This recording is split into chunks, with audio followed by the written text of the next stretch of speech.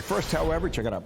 It's a long-term enterprise because if we take our eye off the ball, the waste and fraud will come roaring back. And it might, charting the future of DOGE, and Elon Musk now scaling back his role, but the mission to cut waste will forge ahead. Really interesting, intriguing answers with Jesse last night. Morning, everybody, on this Friday. Dana's got the day off today, well-deserved after that international book tour, I would say. I'm Bill Hemmer, and welcome my colleague in D.C. How you doing?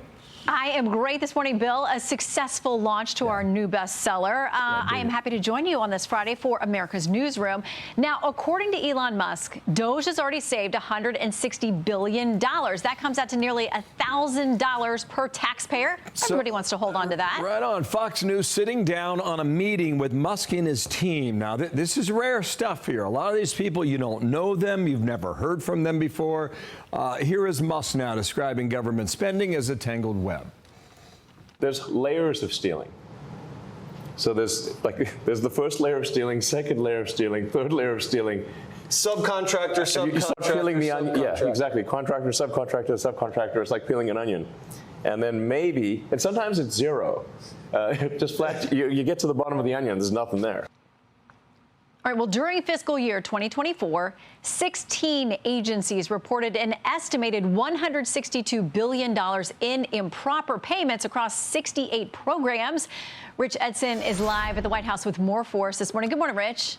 Hey, good morning, Shannon. Well, Elon Musk says he's going to spend less time in Washington, but he says that DOGE should be a long-term enterprise to make sure all that waste and fraud don't come back. Musk and DOGE are touting and defending their work across the first 100 days of President Trump's second term. They've cut entire federal department and say they've rooted out serious waste.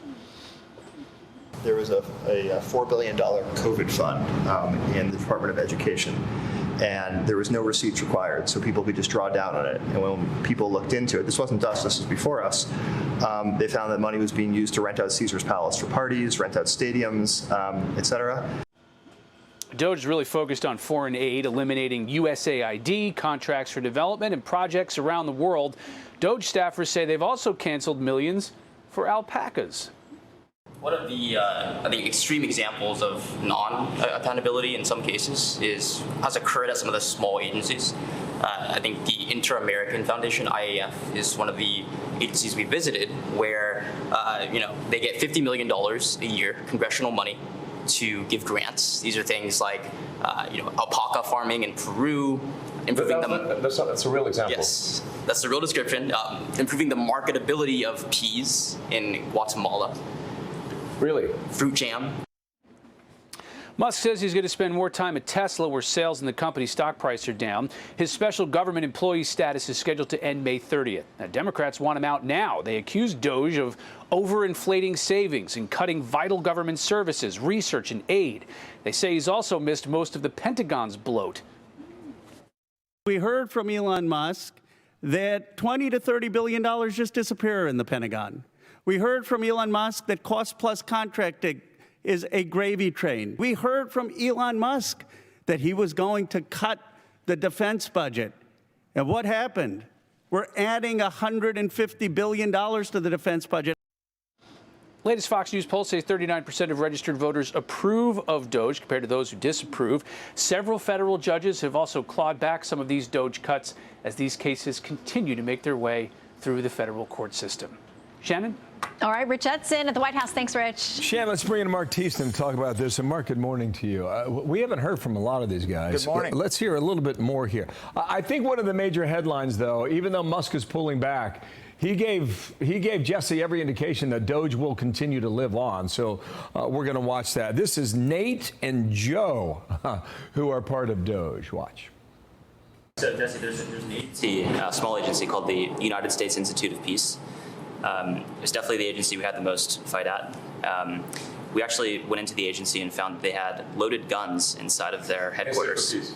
Institute for Peace. It was by far the least peaceful agency that we've worked with, ironically. These are replica case folders that people use to retire from the government.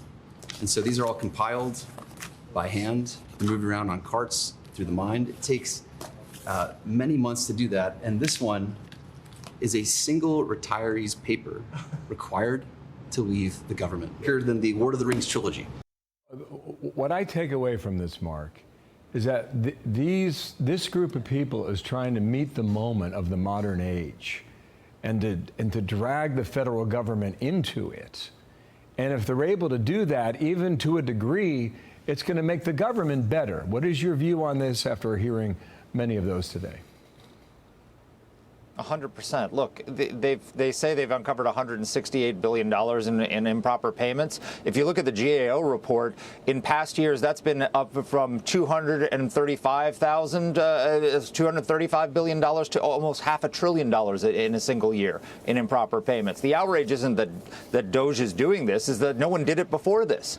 How is it? This has been going on for years, and GAO has been reporting on this for years. And, you know, people, this outrage over DOGE, keep in mind, Barack Obama is the one who founded DOGE. He founded the U.S. Digital Service when he was president and brought in a bunch of tech bros to come in and deploy them, like, in his words, like SWAT teams across the federal government to make it more efficient. Well, they didn't do a very good job, because when Trump came in and he put Elon Musk in charge of the U.S. Digital Service, renamed it the U.S. DOGE Service, they're finding that they didn't fix anything. So they're trying to fix this problem, and we should be thankful that Elon Musk has taken time out of his life and put his other ventures at some risk in order to do this service for the American people. Yeah, and Mark, he's talked about it hasn't been fun to be under constant attack or to see Teslas lit on fire or, you know, fire bombings at these stations and at dealerships. And you also have these young guys, and talking to Jesse last night, saying some of them have dropped out of school or taken a leave. They're the most hated man on campus, one of them said, at Harvard. So they know what they're doing in the short term has cost them a lot. But you heard the vice president tell Brett last night some of these benefits may not be seen until next year. No, that's exactly right. It takes a lot. I mean, this has been 100 days. And look at what they've uncovered already. This is just the start of this administration. I mean, keep in mind, this administration is going to be in place for 4 years. DOGE is going to be doing work for 4 years. They're going to get to the bottom of all this, and it's not going to be Elon Musk every day running it. But this effort has been put in place, and we should be thanking these people for taking time out of their lives. And what is it about the left why are the Democratic Party defending waste, fraud, and abuse and attacking the people who are trying to uncover it?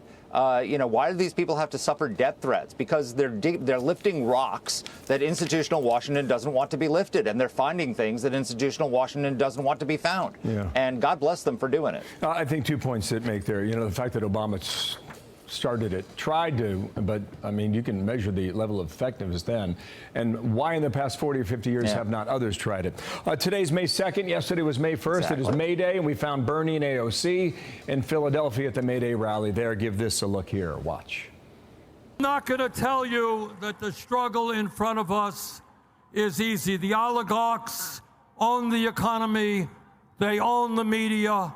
They own the political process. That's the reality. We stand here together, united, to say that the billionaire class should be afraid of the power of labor and everyday workers across the country. So, Mark, I was watching that. Are they getting anywhere? Are they building a grassroots organization from these appearances? Yeah, I was waiting for her to scream, "Workers of the world, unite."